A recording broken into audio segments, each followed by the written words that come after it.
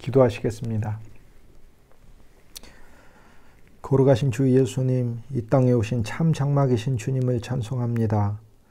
하나님의 집을 이 땅에 펼쳐주시고 우리들을 당신 안에 품어주셔서 감사합니다. 주님의 뜰 안으로 인도하여 주시고 그곳에서 십자가의 제단을 만나게 하시고 우리를 위하여 물과 피를 쏟으시고 당신의 영원한 생명과 구속과 구원과 하나님 안에 있는 모든 은혜와 풍성을 저희들에게 부어주셔서 감사합니다. 영원한 구속을 받았음을 날마다 찬송하게 하시고 영원한 구원을 매일 송축하게 하옵소서. 우리 안에 주님이 선물하신 영원한 생명을 날마다 하나님 앞에 누릴 수 있게 하여 주시고 이 생명으로 생활하는 저희들 되게 하여 주옵소서. 생명이 생명을 낳게 하시고 생명이 생명을 흘러보내게 하시고 이 생명이 수많은 이들에게 제공되고 공급되고 전파될 수 있게 하여 주옵소서. 주 예수님, 우리가 옛 생명으로 살지 않게 하시고 그리스도 예수의 뜰에서 주님께서 당신이 친히 양이 되시고 저희들이 주님과 연합하여 함께 죽었습니다. 주의 죽음을 저희들의 육신과 저희들의 존재에 늘 적용하게 하시고 골고다의 영으로 생활하게 하시고 그리스도 예수 당신 주님의 아름다운 육체의 죽음이 우리들의 인생 가운데 나타나게 하여 주시고 우리들의 사역과 우리들의 생활에는 주 예수 그리스도의 사랑과 은혜의 생명이 수많은 이들에게 아름다운 향기처럼 퍼져갈 수 있도록 축복하여 주옵소서. 우리를 위한 당신의 아름다운 제사를 찬송합니다. 번제로 쓰려졌음을 깨닫게 하여 주시고 우리의 삶의 날마다 하나님에게 귀한 선물로서 드려지게 하시고 그리스도 예수의 복음과 이름을 위하여 아름답게 쓰임받게 하여 주옵소서. 주님 소재의 제사를 찬송합니다. 우리의 육신이 더 갈아지게 하시고 그리스도 예수와 적용되게 하시고 이 땅에 사는 동안 우리의 삶 자체가 하나님 앞에 아름다운 예물되게 하옵소서. 오 주 예수님, 우리를 화목제로 사용하여 주옵소서. 당신이 만유를 위한 화목제가 되셨고 하나님의 풍성한 사랑과 긍휼을 수많은 이들에게 직접 주셨으니 우리들도 당신의 화목제로서 쓰임받게 하셔서 우리들이 있는 어느 곳에서나 그리스도 예수와의 아름다운 화해가 일어나게 하시고 우리들의 사역을 통하여 하나님 부으시는 놀라운 역사가 목격되고 체험될 수 있게 하여 주옵소서. 속죄제로 오신 주님을 찬송합니다. 죄를 주께서 끝내시고 그리스도 안에 죄를 없이 하시고 우리를 영원히 용서하시고 죄의 권세를 부수시고 죄에서 우리를 해방시키셨으니 그리스도 안에서 일어난 이 놀라운 역사를 매일매일 저희들의 입으로 찬미하게 하시고 불신의 죄를 짓지 않고 교만의 죄를 짓지 않고 언제나 저희의 마음을 겸손히 낮춰 주 예수님을 더욱더 사랑하고 좋아하는 신앙되게 하여 주옵소서.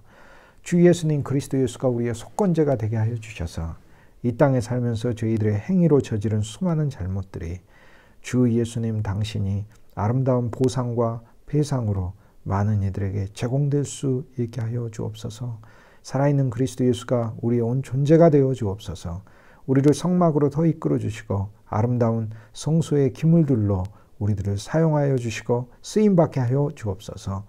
우리를 지성소로 이끌어 주시고 당신의 보좌와 품 안에서 하나님의 영원한 긍휼과 사랑을 만질 수 있게 하여 주시고 그곳에서 흘러나오는 생명수가 우리를 통하여 수많은 이들을 가득 적시고 잠길 수 있게 하여 주옵소서. 당신의 종들을 긍휼히 여기시고 필요한 것 늘 공급하여 주시고 삶이 공고치 않게 하여 주시고 날마다 주 예수의 생명 안에 기쁨과 평강이 충만할 수 있게 하여 주옵소서. 저들의 사역에도 축복하시고 생활에도 하나님이 부으시는 큰 은혜와 기름짐이 넘쳐나게 하옵소서. 우리에게 진리의 영을 허락하여 주셔서 그리스도 예수를 더 보고 발견할 수 있게 하시고 주님 때문에 우리가 행복할 수 있게 하시고 참 지혜로 말미암아 매일매일 저희들의 삶에 소망이 있게 하여 주옵소서. 주 예수 그리스도 귀하신 이름, 아름다우신 이름, 놀라우신 이름, 영원히 사모할 이름, 구원의 이름, 능력의 이름, 소망의 이름, 이 이름 받들어 간절히 축복하고 감사하고 기도합니다. 아멘. 예수서, 여호수아서, 성경에서 그리스도 예수의 이름을 딴 가장 두드러지고 현저한 책이죠. 이 축복된 이 책은 모세오경이 끝나고 나서 바로 시작되는 책입니다.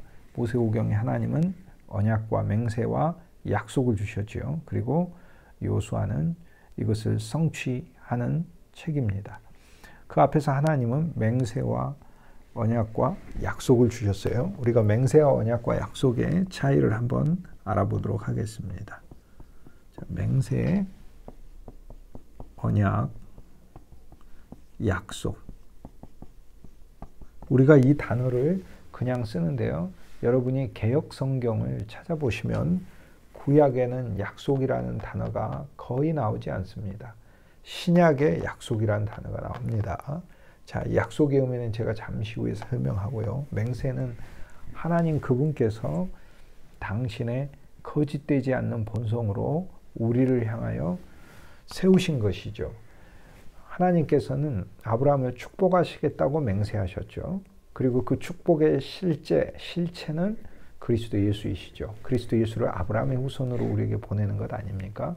그러니까 하나님께서는 그리스도 예수를 우리에게 보내시겠다.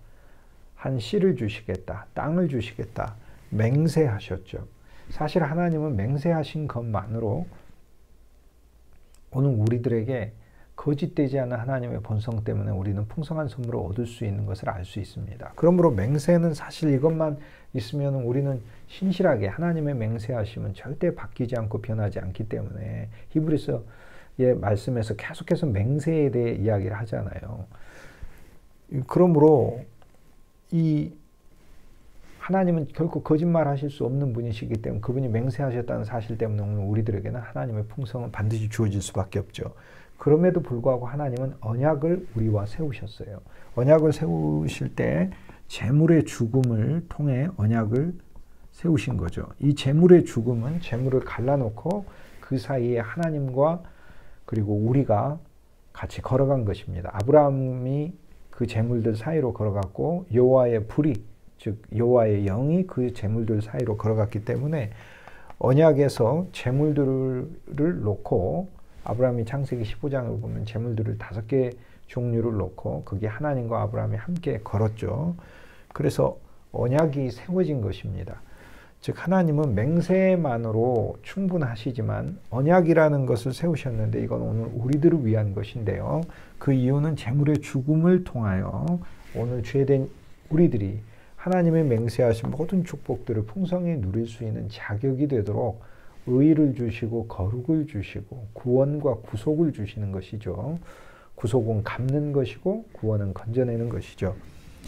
그래서 하나님께서 우리에게 언약해 주셨을 때 이 언약에는 반드시 재물의 죽음이 들어있고 그리고 제사를 드리는 제사자가 있으며 이 언약을 세운 언약의 수립자가 있습니다.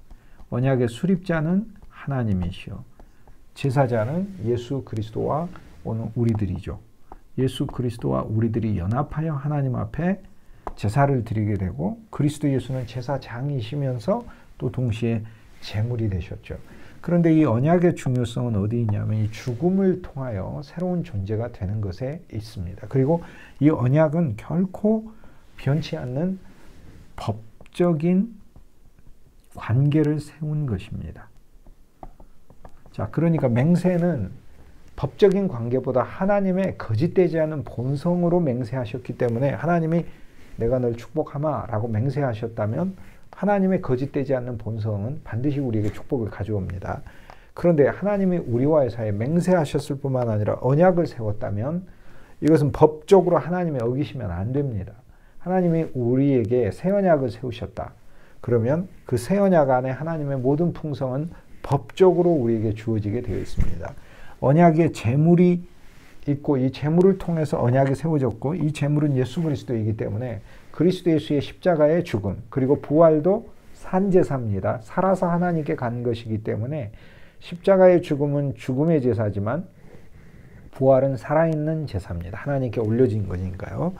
그래서 부활의 이 구약의 예표가 요제 아닙니까? 흔들 요자, 죽음에서 깨어나는 그리스도, 사망의 문을 부수는 그리스도가 하나님께 살아있는 새로운 존재로서 하나님께 선물로 바쳐지는 제사가 되는 거죠. 이것이 산제사죠. 산제사.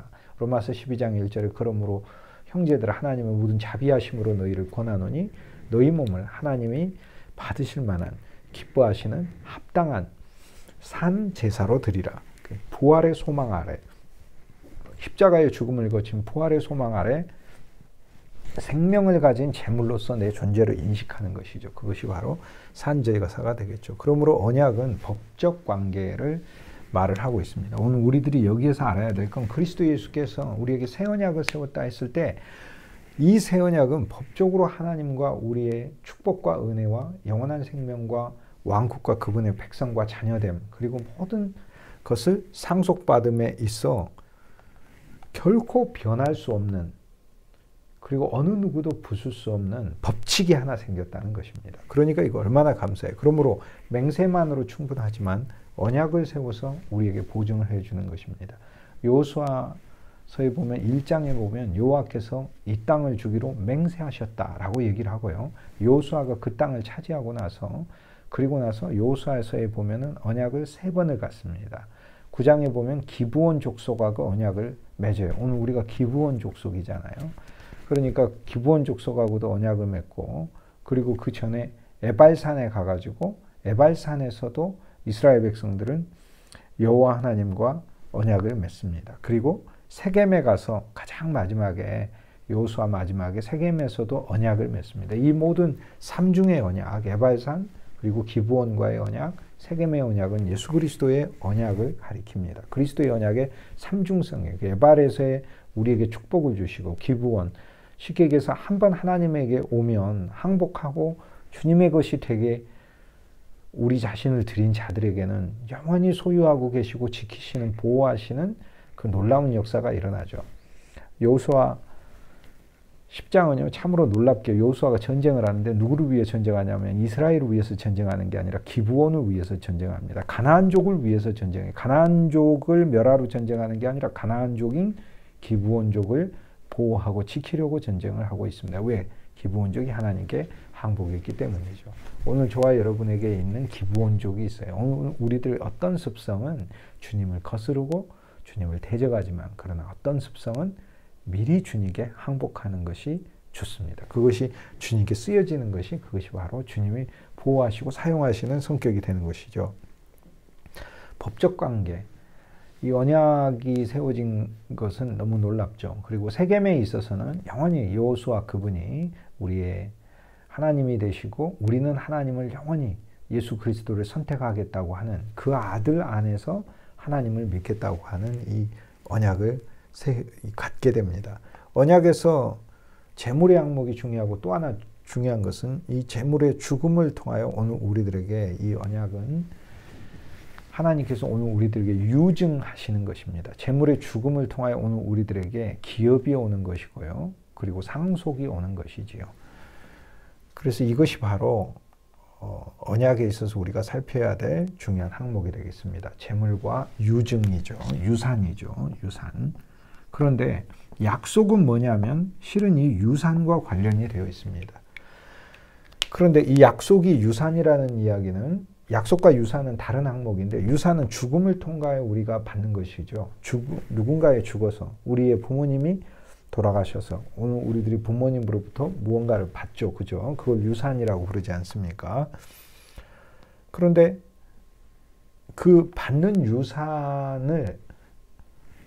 유산도 별개고 약속도 별개지만 오늘 우리들이 유산의 그 항목으로서 받은 것을 약속이라고 부릅니다. 자, 다시 이야기하면 언약이라는 것은 하나님이 우리를 위하여 세우신 거고 약속이란 언약의 결과로 우리에게 온 것인데 약속이 그냥 주어진 게 아니라 죽음을 통하여 온 것이기 때문에 유업이 되는 것입니다. 유증이 되는 것이죠. 결국 언약은 유산을 위한 것이죠. 언약은 약속을 위한 것이죠. 그러니까 하나님이 맹세하고 약속을 바로 주신 게 아니고요. 하나님은 맹세하고 언약을 세우셔서 그리스도의 죽음을 통하여 영원히 변하지 않는 법적인 하나님과의 축복의 관계를 세우시고 그리고 나서 주는 그 결과가 무엇이냐? 그것이 바로 약속이라는 것입니다. 그렇기 때문에 우리는 이제 약속한다 그랬을 때는 아직 안 온 것을 의미를 하지만 신약에서는 하나님께서 우리에게 약속을 주셨다 그랬을 때는 이미 우리에게 소유되어 우리가 가지고 있는 것, 하나님께로부터 받은 것을 약속이라고 부릅니다. 그러므로 구약 성경에는 약속이라는 단어가 개역 성경에는 등장하지 않습니다. 신약 성경에 약속이라는 단어가 그리스도 예수를 통하여 오늘 우리들에게 왔기 때문에 그렇습니다. 이 약속은 무엇이죠? 하나님이 우리에게 약속한 바는 바로 이것이니, 그가 우리에게 약속한 바는 바로 이것이니 영원한 생명이라. 영원한 생명이 우리에게 약속이죠. 자, 하나님은 우리에게 약속을 주시겠다고 말씀하셨죠. 맹세하셨죠. 그러니까 약속이 오늘 우리들에게 왔거든요. 그런데 이 약속은 그냥 온 것이 아니라 누군가의 죽음을 통해서 왔고, 그리고 그 죽음을 통해서 반드시 우리에게 축복하시고 약속이라고 하는 결과를 주시겠고, 또 우리하고의 관계에 있어서 영원히 지키시고 돌보시고 함께 하시겠다고 하는 법적인 하나님의 그분의 말씀이 세워진 것이죠. 그러니까 맹세, 언약, 약속이 순서대로 오늘 우리들에게 하나님께서 다가오신 것입니다. 자, 맹세는 그리스도 예수 자체가 맹세예요. 하나님께서 당신 자신이 이 땅에 와서 걸어 다니는 것 자체가 오늘 우리를 사랑하러 오신 거잖아요. 주님이 내가 온 것은 심판하러 오신 게 아니고 세상을 구원하러 오시고, 이 땅에 주님이 당신이 그것이 목적이라고 말씀하셨잖아요. 주님이 내가 온 것은 섬김을 받으러 온 게 아니라 섬기러 오셨다고 하셨잖아요. 그렇기 때문에 그리스도 예수가 하나님의 맹세 자체입니다. 그리고 그리스도 예수가 하나님의 언약 자체입니다. 왜냐하면 그리스도 예수는 십자가에 죽으시면서 당신이 어린 양이 되셨을 뿐만 아니라 당신이 제사장이 되셨어요. 당신이 당신 제물을 바치셨어요. 그리고 당신의 피를 가지고 주님께서는 성막이라는 그리스도의 집 안으로 들어가서 언약궤 뚜껑이라고 하는 로마서 3장 25절에 시은 자, 은혜를 베푸는 그 시은 자가 예수 그리스도가 시은 자가 되셨느냐 이렇게 말씀하고 있는데, 그분은 지성소 안에 있는 언약궤 뚜껑까지 되셨어요. 그리스도는 모든 항목이 되셨어요. 그리스도는 떡상이고, 그리스도는 빛이고, 그리스도는 향단에 있는 아름다운 향이시며, 그리스도 예수는 제단이시고 또 제단에 바쳐지는 제물이기도 하고 제사장이기도 하고 그러시는 예수 그리스도는 모든 것이에요. 그리스도 예수는 예수님이 새 언약을 세웠을 뿐만 아니라 예수님 자체가 새 언약이세요. 그러니까 오늘 우리들이 그리스도를 소유했다는 것은 죽음과 부활을 통과하시고 오늘 우리 안에 오신 예수 그리스도를 소유했기 때문에 그분 자체가 죽음과 부활을 통과해 오는 우리들에게 왔기 때문에 죽음의 그리고 생명의 부활의 새로운 산제사로서 오늘 우리들이 하나님께 바쳐지며 언약이 세워진 거죠. 그러니까 그리스도 예수가 여러분에게 왔다는 건, 여러분이 주 예수님하고 영접했다는 건 법적으로 하나님은 여러분을 결코 버리시지 않으시고, 하나님은 결코 여러분을 헛되이 하지 않으시고, 하나님은 결코 여러분을 망하게 하지 않으시고 언제나 보호하신다는 그 변치 않는 불변의 사랑과 긍휼이 얼마만큼요?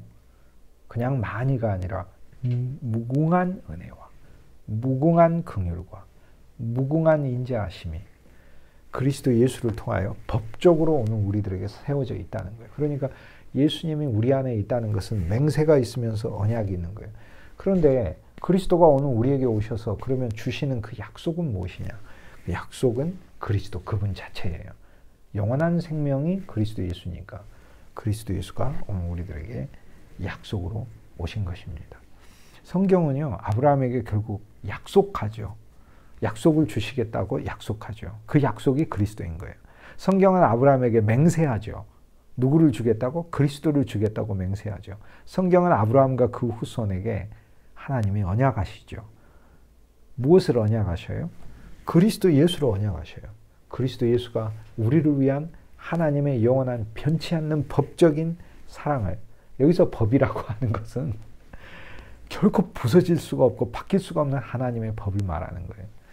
그것이 오늘 우리하고 세워졌다는 거예요. 그래서 맹세는 하나님 편에서 일방적으로 그분의 거짓이 없는 본성에서 우리를 향하여 결코 변치 않는 하나님의 마음을 말하고, 언약은 그리스도 예수를 통하여 하나님과 우리 사이에 아예 세워져 버려 있는 하나님이 구체적으로 행동하시고 취하신 그분의 사랑을 통하여 세워진 것이고, 약속은 아예 우리 속에 주어져 있어요.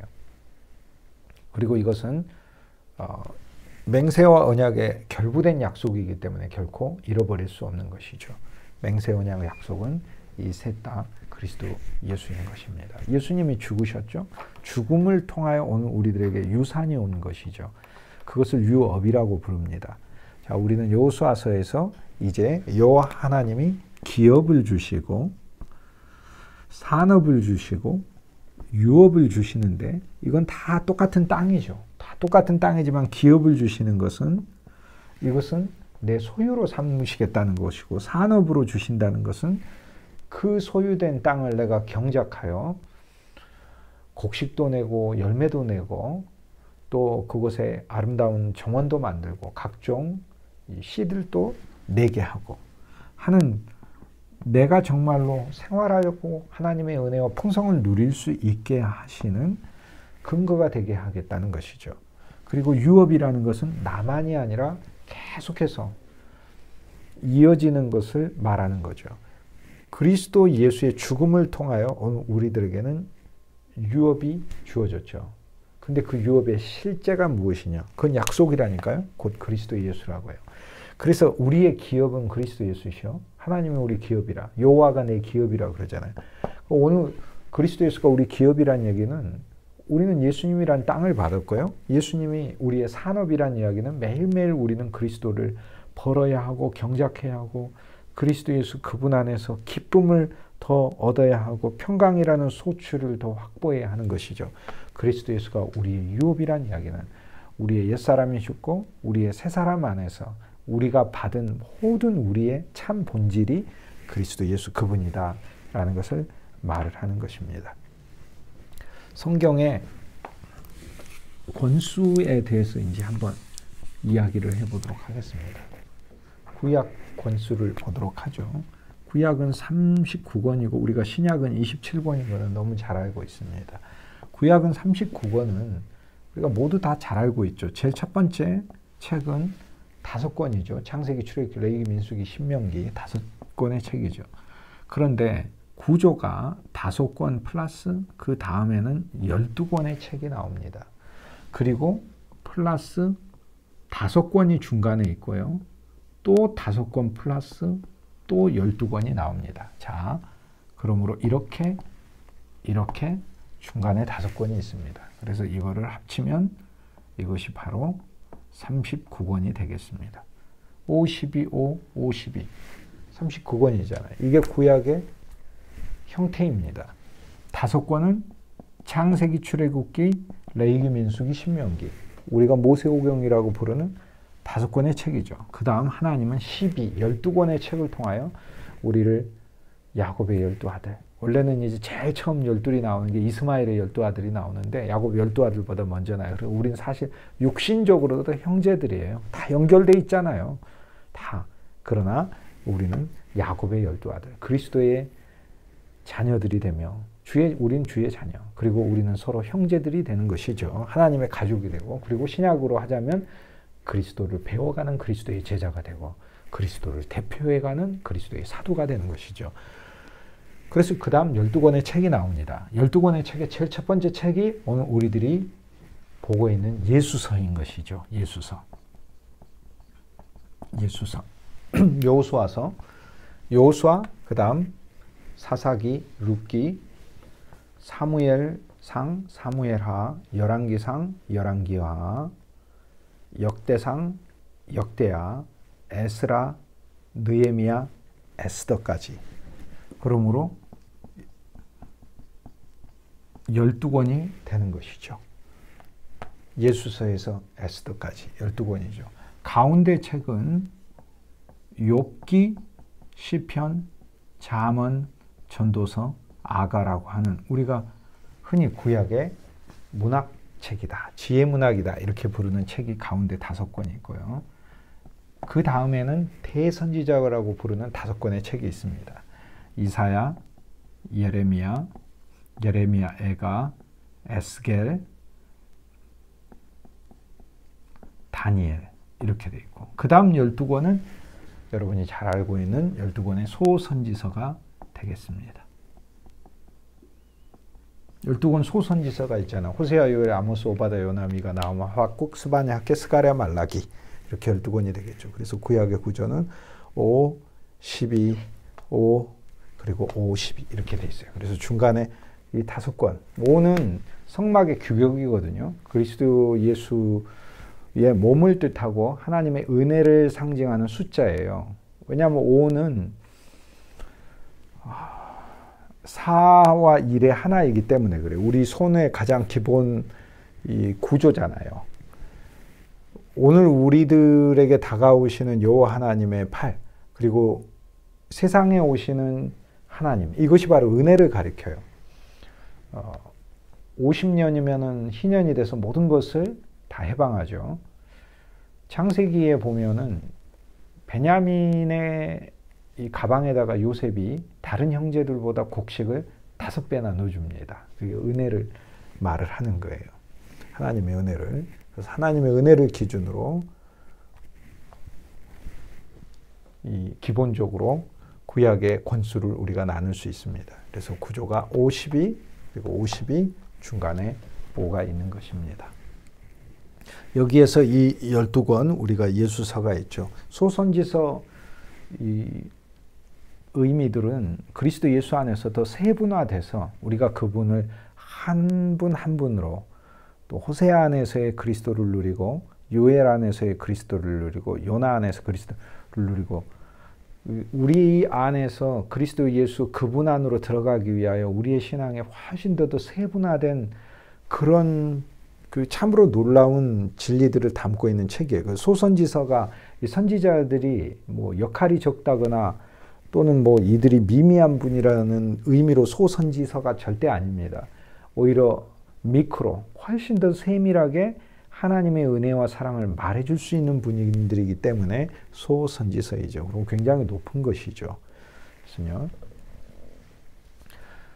우리 출애굽 연대에 대해서 이제 제가 여러분에게 이제 또 말씀을 한번 해보려고 합니다.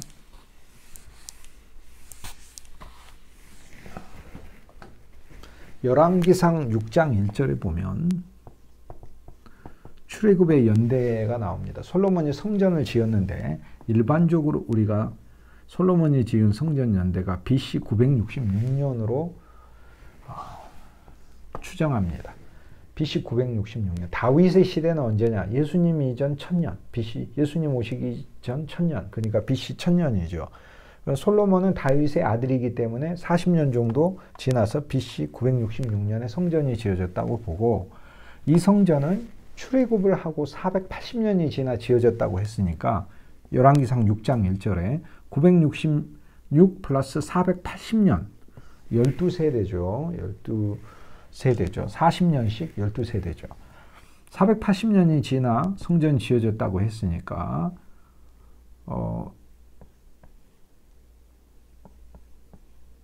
1446년이 나옵니다. BC. 그래서 이제 일반적으로 출애굽 연도를 1446년으로 잡습니다. 이거를 이제 이 전기 연대설, 초기 연대설이다 이렇게 부릅니다. BC 1446년.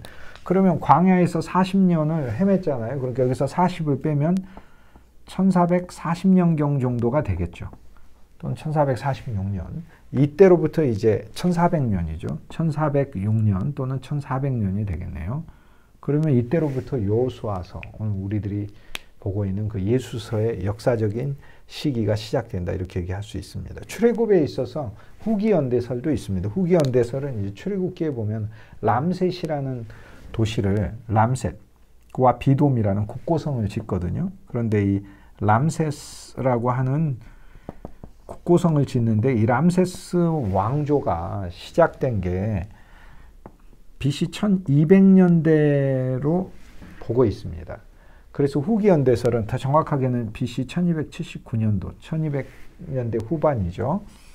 그래서 이 후기 연대설인데 람세스라는 이 도시의 이름은 이제 람세스 파라오의 이름을 따서 지어진 거죠. 그러므로 출애굽기에 람세스라는 성을 이스라엘 백성들이 지었다 그러니까 이 람세스 파라오는 이 시대의 파라오로 보고 있거든요. 그렇기 때문에 출애굽이 이때 일어나지 않았느냐. 그러니까 전기연대설에 비해서는 거의 200년 정도 후대로 보고 있죠. 그러나 일반적으로는 우리가 전기연대설 BC 1446년 이것을 주로 근거로 해서 이야기를 합니다. 그러면 여호수아서는 1400년대다 이렇게 얘기를 할 수 있겠네요. 사실 뭐 이런 부분에 대한 구체적인 것은 여러분이 구약신학 안에서 배우는 것입니다. 오늘 우리들은 이제 초대교회의 시각과 생명이신 그리스도 예수의 관점에서 여호수아를 보기 때문에 저희들의 입장에 있어서는 이제 저희들이 기본적으로 전기연대설에 근거해서 성경을 이해하면 큰 무리는 없을 것이라고 생각을 합니다. 고고학으로 밝혀낼 수 있느냐? 출애굽의 연대라든지 또는 여호수아서에 나오는 어떤 그 여러 가지 이스라엘의 정복의 역사를 알 수 있느냐? 이렇게 질문할 수 있는데요. 사실상 그것은 어느 한 면에서 불가능하다고 할 수 있습니다. 이스라엘이 각 도시마다 정복을 할 때 어떤 도시는 불살랐고 어떤 도시는 무너뜨렸고요. 또 어떤 도시는 그대로 보존했거든요. 그러니까 이것이 고고학적으로 뭐 어떤 도시들을 파봤더니 그 도시가 어느 시기에 무너진 자리가 있었다. 그러면 그 시기가 바로 이스라엘이 가나안 땅에 들어온 때가 아니냐. 이렇게 추정을 하기도 하고 하는데 그것이 성서 기록을 정확하게 보고한 것이 아니고 일반적으로 무너졌다고 생각하고 가정하고 그렇게 학문적인 결과를 유추하려고 하는 것이기 때문에 연대를 측정하려고 하는 것이기 때문에 맞지 않는 경우가 많습니다. 이제 여호수아서, 예수서의 주제에 대해서 살펴보도록 하겠습니다. 예수서는 한마디로 여호와 하나님께서 모세에게 약속했고 여호수아는 이루었다는 것입니다. 그러므로 여호수아서에는 계속 이러한 패턴이 반복됩니다. 모세가 이렇게 여호와로부터 말씀을 들었는데 여호수아는 이걸 이루었다는 것입니다. 그대로 신명기 11장 24절에 보면 여호와 하나님께서 모세를 통하여 이스라엘 백성들에게 너희 발바닥으로 밟는 곳이 다 내 소유가 되리라 이렇게 맹세를 해주셨죠. 그러면 그 맹세를 이스라엘 백성들이 약속으로 받는 것입니다. 그러니까 모세를 통하여 맹세한 건 여호와의 그 맹세는 예수를 통하여 오늘 우리들에게 여호수아 예수를 통하여 오늘 우리들에게 성취된다는 것을 보여주죠. 그러니까 율법이 말하는 것을 여호수아가 그대로 다시 반복을 합니다. 반복할 뿐 아니라 성취를 하는 것이죠. 자, 여기에 복음이 있네요. 자, 율법은 우리에게 명령합니다. 하나님을 마음을 다하고 목숨을 다하고 뜻을 다하고 정성을 다하여 사랑하라. 마음과 목숨과 뜻과 정성을 다해 내 이웃을 내 몸과 같이 사랑하라. 율법은 명령합니다. 그런데 이 명령을 오늘 우리들에게 약속으로 이루시는 분이 누구이죠? 예수 그리스도죠. 근데 그것은 중간에 무슨 과정을 통해서 이루어지죠? 언약이라는 과정을 통해서 이루어진다는 것입니다. 그분이 법적으로 이 율법의 말씀을 우리들에게 가져오시는 분이시고 그리고 이것을 이루시는 분이시고 이루어서 최종적으로 우리에게 풍성한 은혜와 선물이 되게 하는 모든 과정에 일하시는 분이 그리스도 예수시라는 거예요. 그래서 여호수아서에 보면은 그거는 이제 사람들이 일반적으로 잘 알죠. 아, 하나님이 모세를 통하여 이렇게 말씀하셨다. 신명기 11장 24절에 발바닥으로 밟는 모든 것은 다 네 소유다. 이렇게 얘기해요. 그런데 여호수아 1장 3절에 보면 여호수아가 이 말씀을 다시 한번 반복하고 있어요. 신명기 11장 24절 말씀을. 내가 모세에게 말한 바와 같이 여호와 하나님께서 여호수아에게 반복하고 있다니까요. 모세에게 말한 바와 같이 물은 너희 발바닥으로 밟는 것을 다 내가 너희에게 주었다라고 얘기를 해요. 그래서 실제 이것을 실현하고 구현하는 게 여호수아라는 이야기는 오늘 하나님의 모든 말씀들을 누가 이루는 것인가? 우리 안에 그리스도가 이루는 것이죠. 이걸 믿음의 법이라고 합니다. 그러므로 여러분이 모든 성경 말씀들을 하나님의 명령을 우리가 들을 때마다 우리는 그 명령을 그리스도 예수께 가져가는 것입니다.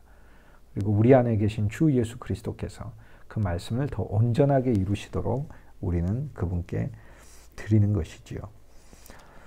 신명기 11장 25절에 보면 너희를 능히 당할 자가 없으리라 이렇게 말씀을 하셔요. 그러면 너희를 능히 당할 자가 없다는 그 약속을 진짜 우리가 당할 자가 없도록 우리를 늘 승리로 이끄는 대장이 우리한테 진짜 주어지고 사령관이 주어지고 우리하고 함께 같이 싸우고 모든 지혜와 모략도 다 짜내시고 그 다음 우리가 패배할 요인이 있으면 패배할 요인도 알아서 없애시는 분. 우리한테 아간이 있는데 아간이 어떻게 스스로 아간을 없앱니까? 그 아간을 발각나게 하셔서 그 아간을 진멸하셔서 여호와 하나님께 우리가 온전히 드려지게 하는 것. 그 일을 누가 해요? 예수 그리스도가 하시는 것이죠. 이러한 이 의미가 여호수아서, 예수서에 오늘 우리들에게 있습니다. 결국에 예수서는 율법을 통하여 하나님이 말씀하시는 것을 그리스도 예수께서 오늘 우리들에게 지키신다는 것이죠. 여호수아서의 구조를 지난번에 말씀드렸잖아요. 여호수아서 구조 1장에서 5장까지는 약속의 땅으로 들어가기 위한 준비, 약속의 땅이신 그리스도, 약속의 땅 안의 모든 풍성도 그리스도 예수예요. 그래서 실은 우리가 그 땅으로 들어가기 위해, 왜냐하면 땅을 약속했기 때문에 그래요. 그런데 구약의 문자적인 그런 땅은 오늘 우리들에게 영적인 의미의 예수 그리스도인 것입니다. 이것은 진짜 놀라운 것이죠. 그리고 영적인 게 진짜입니다. 여러분, 영적인 게 진짜지 육적인 게 진짜가 아닙니다. 아무리 육적인 게 진짜 같아도 모든 육체는 풀이요. 모든 육체의 영광은 들에 있는 꽃과 같잖아요. 그 풀의 꽃과 같아요. 그러니까 풀은 마르고 꽃은 시드나 하나님의 말씀은 영영이 있어요. 그렇기 때문에 실은 영이, 우리가 영이라고 부르는 그 영이, 그리스도의 영이 실제입니다. 그리스도의 영이 진짜입니다. 그러므로 구약의 물리적인 땅이 오늘 우리들에겐 사실 진짜 땅이 아니고 예수 그리스도라는 땅이 진짜 땅인 것이죠. 여호수아서의 구조, 예수서의 구조, 예수 그리스도를 누리는 것이죠. 1장에서 5장까지 땅을 차지하기 위한 준비. 그리고 6장에서 12장까지는 땅을 정복하는 것이죠. 그 땅을 정복하는 것도 여리고를 정복하고 그 다음에 내 안에 있는 아간이 정복당하고 진멸당해야 되죠. 그 다음에 아이성이 정복당해야 되죠. 그리고 아이성에 이어서 9장에 보면은 기브온이 항복을 합니다. 그리고 10장에 기브온을 5 가나안 왕들이 공격을 하니까 이 기브온을 지키기 위해서 기브온 족속, 기드온이 아니고 기드온은 사사기에 나온 사사 이름이고 여기는 부족 이름인데 기브온입니다. 이거 혼동이 되죠. 그런데 기브온 족속, 기브온. 여호수아 9장에 미리 항복을 하고 여호수아하고 언약을 맺어요. 조약이라고 되어 있는데 조약이 아니고 언약이에요. 언약을 맺어요. 야, 예수 그리스도의 언약은 이런 언약이에요. 예수 그리스도는 우리가 기브온이어도 우리를 언제까지나 보호하고 지키시겠다는 것을 말하는 거예요. 여호수아가 그래 너희가 우리 부족이 되자라고 맹세를 해줬죠. 그런데 맹세 언약을 또 맺는다니까요. 그거는 재물의 죽음을 통하여 법적으로 관계가 세워졌기 때문에 이거는 어느 누구도 부술 수 없어요. 여러분, 하나님과 여러분 사이에 세워진 이 법적 관계는 구약의 문자의 율법, 즉 심판과 저주의 관계가 아니라 새 언약이잖아요. 이 새 언약은 어떤 새 언약이에요? 예수님이 마태복음 26장에 이렇게 말씀하셨잖아요. 마태복음 26장 28절에 이것은 너희의 죄사함을 위하여 흘리는 나의 새 언약의 피다. 이렇게 말씀하셨잖아요. 그리스도 예수의 언약은 새 언약이고 우리의 죄사함, 우리를 영원한 저주와 사망과 영원한 형벌과 영원한 하나님으로부터의 분리를, 영원한 어둠을, 영원한 흑암을 물리치는, 그리고 거기에서 건져낸 언약이라는 거예요. 그렇기 때문에 그리스도가 피를 흘려서 세운 언약인데 여러분과 내가 무슨 미물에 불과하지 않습니까? 이 정말 우리 인간이 온 우주로 따지면 먼지도 안 되는 존재잖아요. 그런데 그리스도 예수가 이런 존재를 위해 피 흘렸는데 예수의 피 한 방울이 우주보다 큰데 왜 나와 여러분이 구원을 못 받겠습니까? 왜 나와 여러분이 하나님의 약속을 얻지 못하겠습니까? 왜 나와 여러분이 하나님의 언약의 관계 아래 있지 못하겠습니까? 당연히 있는 것이죠. 기브온이 여호수아의 맹세만 들었을 뿐 아니라 여호수아하고 언약을 맺었다니까. 이것은 오늘 우리들이 이 땅 안에 살면서 저와 여러분에게 부족한 성품과 또 여러 가지 허물들이 있지만 그럼에도 불구하고 주님을 사랑하고 좋아하는 우리의 마음을 가지고 여호수아께 예수께 갔을 때 예수님은 당신의 언약을 우리 안에서 작용시켜서 우리를 언제나 받으신다는 것이죠. 자, 어쨌든 땅을 정복하는 그 이야기, 6장에서 12장까지 땅을 정복하는 이야기가 나오는데 땅을 정복할 때 동쪽을 정복을 하고요. 이스라엘이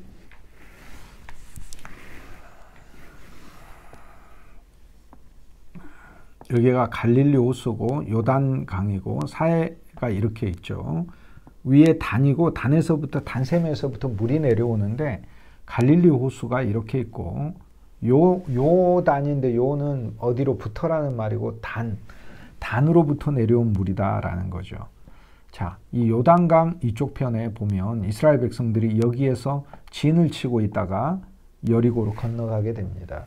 그리고 여리고로 건너가서 아이성을 정복하고 그 다음에 서쪽에 있는 지역들을 정복한 다음 남쪽으로 갔다가 북쪽으로 올라가서 북쪽을 점령해요. 그리고 북쪽 위에 있는 하솔이라고 부르는 갈릴리 호수보다도 훨씬 더 위에 있는 그 하솔까지도 점령하게 됩니다.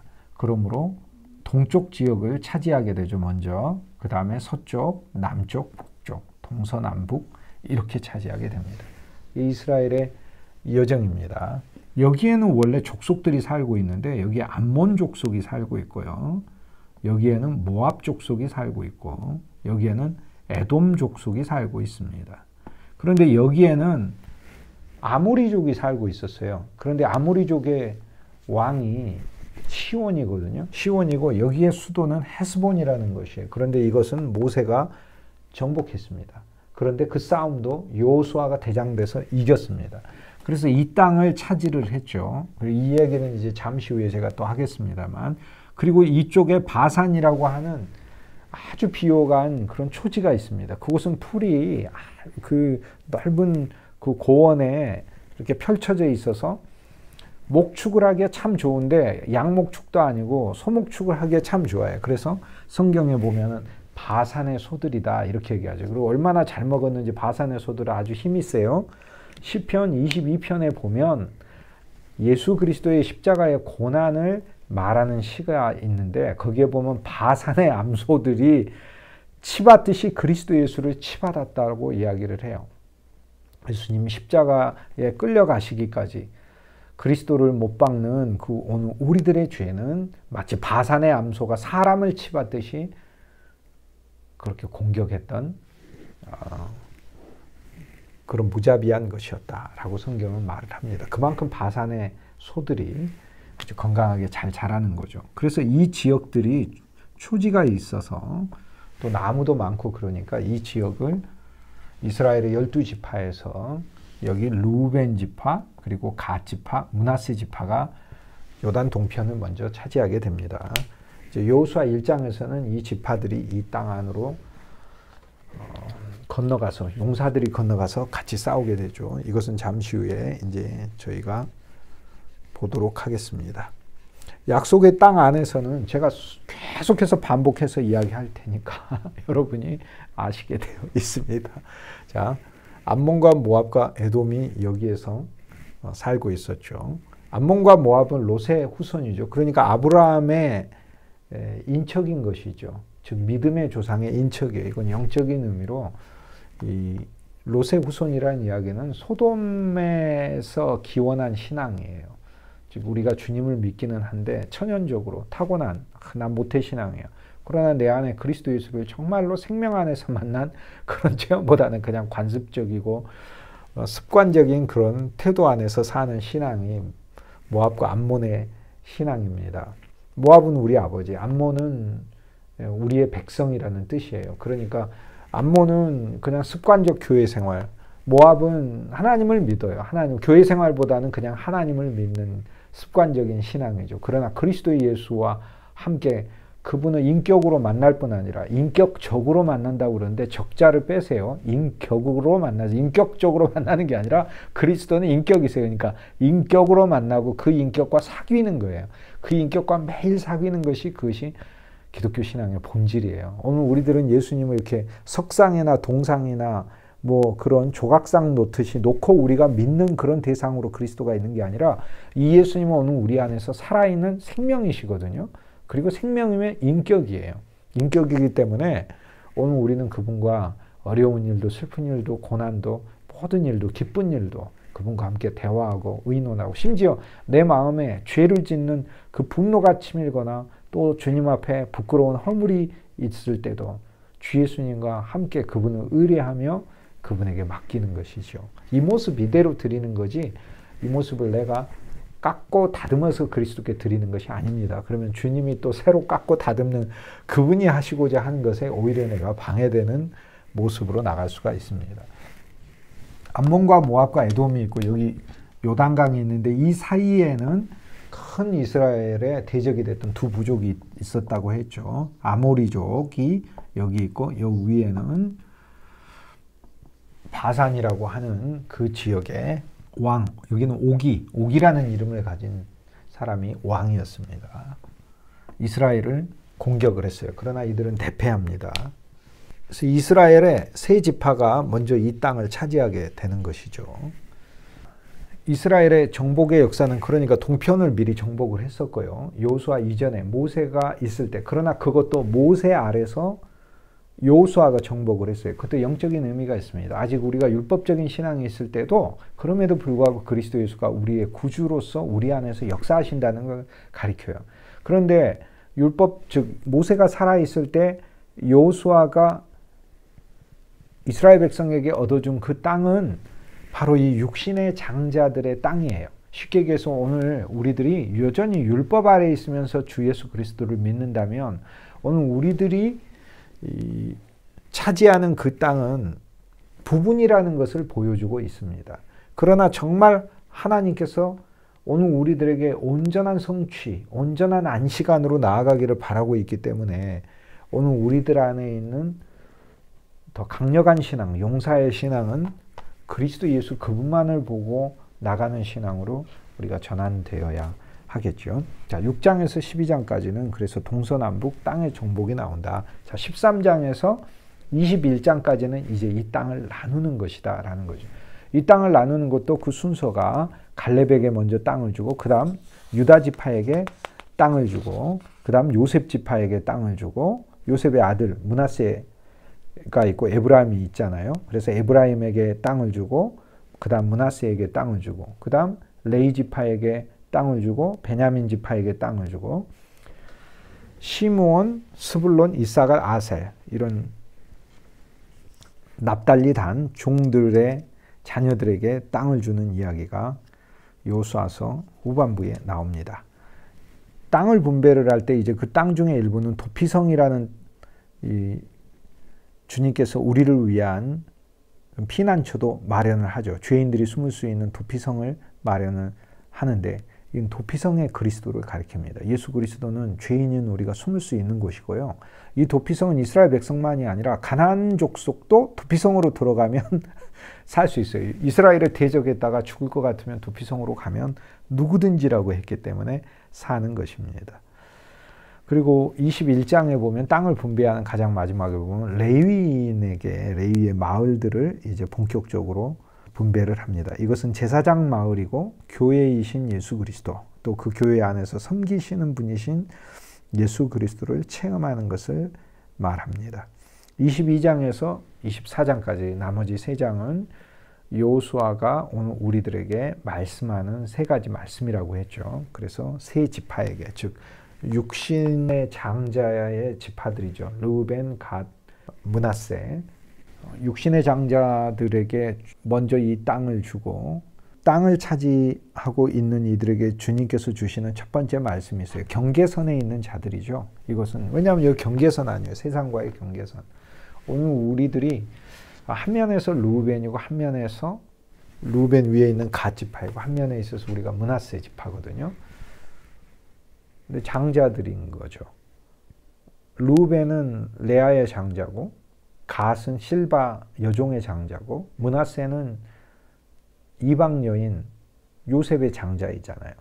그래서 타고난 장자들인 거예요. 타고난 장자의 우리의 타고난 본성 아래서 주님을 믿을 때 우리는 타고난 본성 아래서 이 세상과 맞이하는 경계선에 서는 우리의 신앙들이 있죠. 사실 이 신앙은 중요한 거예요. 왜냐하면 세상과 맞이하니까요. 그렇기 때문에 그러한 위치에 있는 오늘 우리들이 직장에 가서 학교에 가서 우리가 또 가정도 마찬가지인 거고 우리가 그리스도를 모르는 사람들을 만나는 모든 것들이 우리의 경계선에서 사람들을 만나는 것이고 우리가 그 안으로 빠져 들어가는 게 아니라 오늘 우리들은 다 어디든지 경계인 것이에요. 그것은 오늘 왜냐하면 우리는 그리스도 안에 있기 때문에 오늘 우리들이 직장에 가도 우리는 경계선에 있는 것이죠. 세상 경계에 있는 신자들에게 주는 말씀 23장은 지도자들에게 24장은 모든 자들에게 주는 말씀이다 라는 것입니다. 이 두 지파 반 세상 경계에 있는 이 세 지파에게 주는 말씀에 있어서 여호수아는 율법을 지키라. 이 율법은 그리스도 예수의 법입니다. 은혜의 법이고 생명의 법이죠. 그리고 축복해요. 그리고 너희 소유를 누리라고 하고 서로 나누라고 해요. 그리고 모형의 제단을 실제로 착각하지 말라고 그래요. 요단강 건너편에 여기 제단을 세우는데 거긴 제사 드리는 게 아니라 거기서 제사 드리면 안 된다. 웬 예루살렘에서만 제사 드려요. 그러나 제단을 만들어요. 그런데 그 제단은 이 세 지파에게 모형으로만 사용해야 한다고 그거를 확인시킵니다. 즉 오늘 우리들에게 진짜 실제는 그리스도 예수예요. 오늘 우리가 하고 있는 일들 중에 사실 본질은 예수님만이 본질이라는 사실을 볼 필요가 있습니다. 23장에는 지도자들에게 주죠. 그러니까 관원들에게 주는 것이고 서기관들, 즉 하나님의 말씀에 더 깊이 들어가고자 하는 자들에게 주는 겁니다. 장로, 두령, 재판장에게 주는 말씀이거든요. 그런데 이미 지난번 말씀드렸듯이 22장의 말씀들을 반복하고 거기 새로운 말씀을 하나 추가하는데 여호와 하나님과 친근히 지내라. 즉 예수 그리스도와 더 사귐을 갖도록 하라. 이렇게 24장은 만인에게 주는 말씀이죠.